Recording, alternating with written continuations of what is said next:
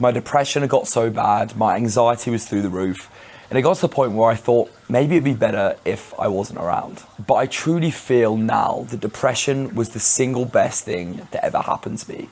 I'm sitting here with this backdrop, living in this villa in Bali, having my own business, and just feeling so grateful and so purposeful and so happy with the life that I've managed to build myself. But I don't think I would have been here and been able to build this life for myself without the mental health issues that I did have. You might be watching this with mental health issues that you're struggling to get rid of, or you might be watching this and just living in a life that you're not excited to wake up for every single morning. And in this video, I'm going to explain exactly how I've learned how to deal with my mental health issues and also how to make sure that I live the most fulfilling life possible. It's going to be an emotional one. I can already feel my voice going, but I truly believe in the story and the message that I'm going to deliver, and I appreciate your time in watching it. So growing up, I was that kid that was excited to do everything. My emotions were so high. I was so good at experiencing happiness. I was the kind of life of the party, that person who all had a load of energy. But then about 17, I started to feel the opposite side of that emotion. The highs were so high, but the 17 was when I first felt the lows.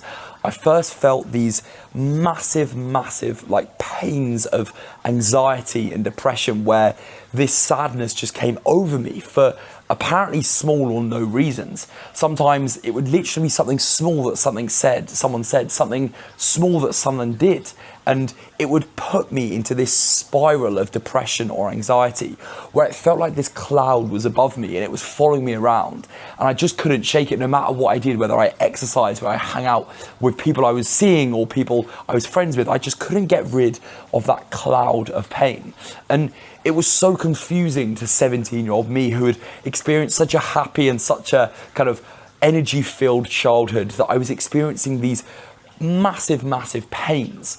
And it got to the point where I just didn't understand what was happening to me. It was like my emotions were out of control, like the sadness and the pain that I was experiencing every single morning just couldn't be shaken. And it was so bad. It was so bad. I reached out to a therapist. I started seeing a therapist for over a year. I was taking antidepressants. I regularly had incidences of just feeling like it wasn't best if I was around. I couldn't go on high heights, and it's not because I was gonna necessarily do something bad, but the thought of putting myself in a position where I could let my emotions somehow dictate that I could do something bad was awful. I feared going to the tube because of the tracks being there, and apologies for this being graphic, but that was like the thoughts that were going through my head. Is anything that allowed me to put myself within a small step or a small incident that could mean that I would decide to take the jump at some point was terrifying to me. And it was awful. I talked to friends that couldn't help. It was just awful. I was crying most nights. I couldn't leave my bed. My parents were worried about me. My friends were worried about me. My girlfriend at the time was worried about me. It was really unexplainably bad. And I didn't know when it was going to end, to be honest. And that is the kind of the short of the story as to where I was with the mental health, where I was struggling. But the reason why the story picks up is because I did recover and I did get better. And the thing that made me understand, and hopefully this is useful for you, and it sounds like quite brutal, harsh advice, but the thing that actually got me better was making me realize that no one was coming to save me. I was playing a victim, and that's not to ever say you, maybe if you have mental health issues, that you're playing the victim. But the day that I truly first got better was when I decided to myself that no one was coming to save me. It was in my control whether I got better. I could either sit here and just waste away in my bed, maybe sometimes at some point do something awful. Instead, I realized that while lying in my bed, that what I needed to do was actually take control over my life. I needed to myself take accountability for where I was at and where I wanted to be.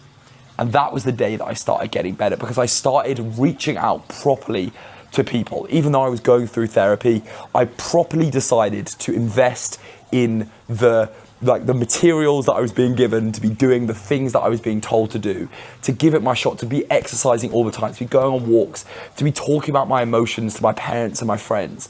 And the day that I truly decided to get better, the day that I realized that it was me who was in control of my mental health journey, was the day that I started getting better. And slowly, one small step after another, I started improving.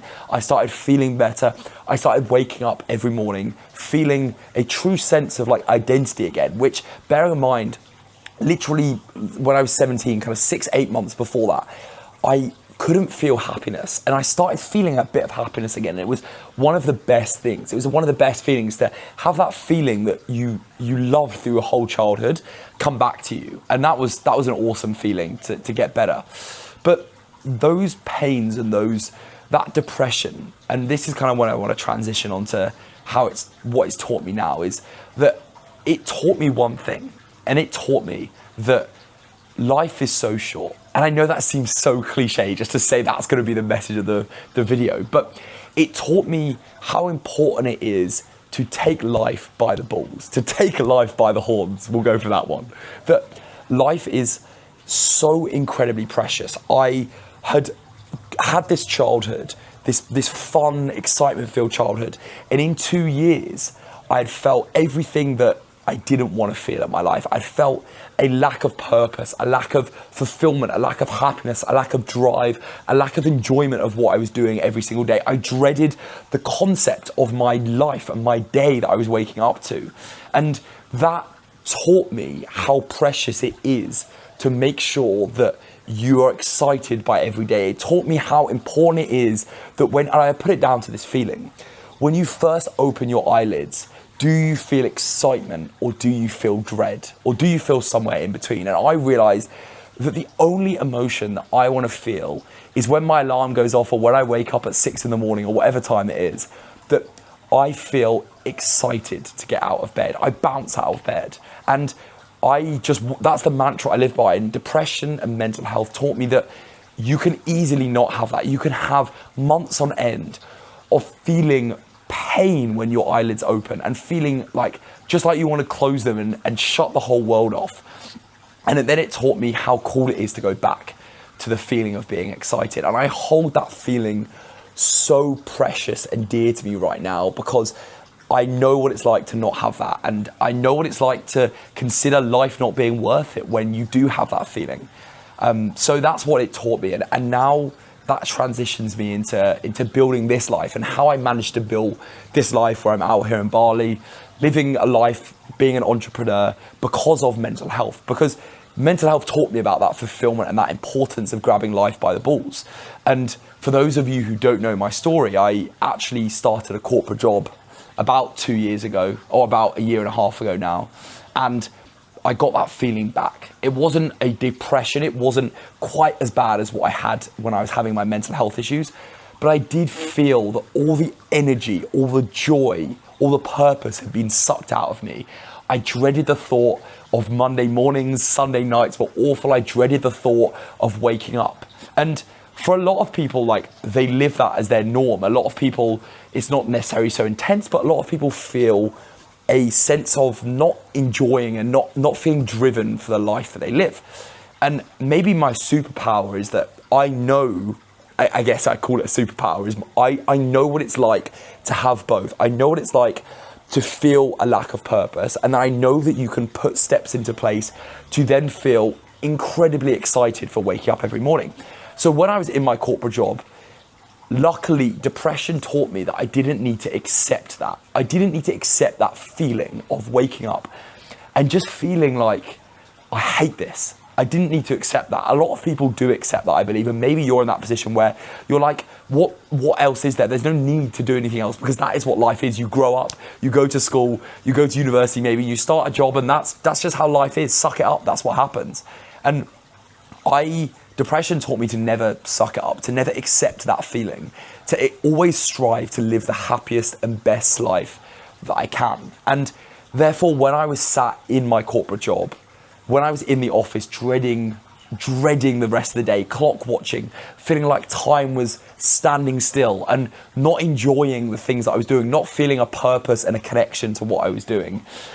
It made me realize that I had to change. And depression had showed me that I could do that. I could put an action plan into place, that I wasn't a victim, that I wasn't someone who should take their situation, take something that they don't enjoy and just accept it.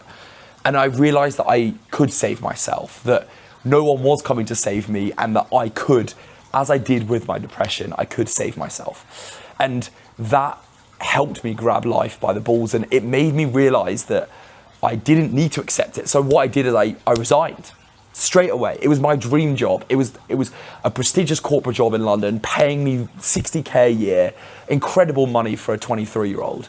But I quit.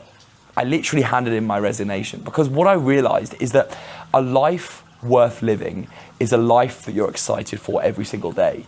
And any day that I spent where I'm not excited to live is a day that I need to change. It's a day that I've built for myself that I shouldn't be accepting. And that's what I did. I quit my corporate job. I had no backup plan. I had no side income. I had no purpose of what I was going to do after.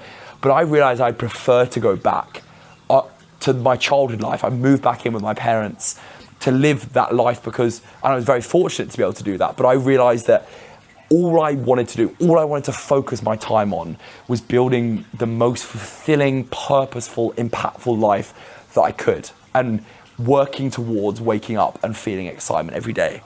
And I'm so happy that I had depression. And I know that's going to seem absolutely ridiculous, but to give you context on my life right now, I have choice over what I do. I have complete freedom. My business, I get to work with clients that I love. I genuinely would call them my best friends. I'm such good friends with them, and I love working with them. I feel purpose, I feel driven, I feel excited to do everything that I'm doing. I get to live with beautiful backdrops like this. I also am making more money than I could ever imagine making.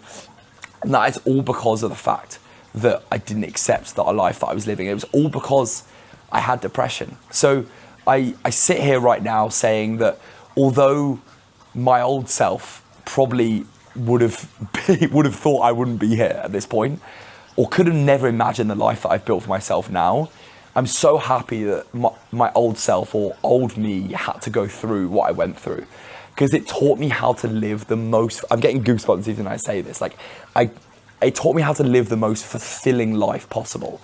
And it made me never accept a life that I don't feel truly excited to wake up for. And that is hopefully a message for you if you're in a situation where you're either in a mental health situation. Hopefully I'm a example that you will get out of it. I promise you it will get better. And I know people say that to you, and you're probably sick of people saying that to you, but I promise you it will get better. Please just take the steps, the accountability, the mindset that no one is coming to save you, to get small step by small step out of that. And if you're in a situation that you don't enjoy, a job that you don't like, a life that you don't enjoy waking up for, then you can change. You can, like I had with my mental health issues, you can fight your way out of that. There are people who wake up every single day being excited, and you can be one of them. You can be someone who feels purpose and feels drive and doesn't want their day to end, because there are people that exist, and you can be that person. So please, if you're listening to this right now, if you're in either of those situations, know that things can change, things are able to change, and hopefully this story has been a message and an example that can happen. Thanks for watching.